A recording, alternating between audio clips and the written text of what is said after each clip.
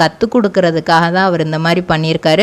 அதுலேருந்து அவங்க வெளி உலகத்தை ஃபேஸ் பண்ணுறதுக்கு ரொம்பவே ரெடி ஆகிட்டாங்களாம். இனிமேல் எது வந்தாலும் நம்ம பார்த்துக்கலாம் அப்படிங்கிற மாதிரி ஆயிட்டாங்களாம்.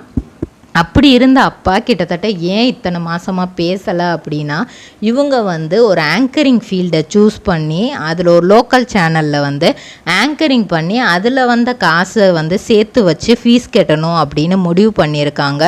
அவங்க ஏன்னா ரிலேட்டிவ் சுற்றி எல்லாருமே உன் பிள்ளைய டிவியில் விட்டுட்டியா அப்படின்ற கேட்கவும் அவருக்கு கோவம் பயங்கரமாக ஏறிடுச்சு. வீட்டுக்கு பயங்கரமாக திட்டுறாரு. இந்த டிவியில் வேலை பார்க்குற வேலையெல்லாம் இருக்கக்கூடாது, இதெல்லாம் பிடிக்காது, இதெல்லாம் நம்ம குடும்பத்துக்கு ஆகாது, அதிலேருந்து வேலையை விட்டு நில்லு, வேறு ஏதாவது படி, நான் என்ன பாக்கு மட்டை தயாரிக்கும் மிஷின் கிடைக்கும், அதற்கான ரா மெட்டீரியல்ஸையும் வருடம் முழுதும் நாங்களே சப்ளை செய்து வருகிறோம், நீங்கள் செய்யும் தட்டுகளை நாங்களே எடுத்துக்கொள்கிறோம், அதற்கான லோன் வசதியும் செய்து தருகிறோம்.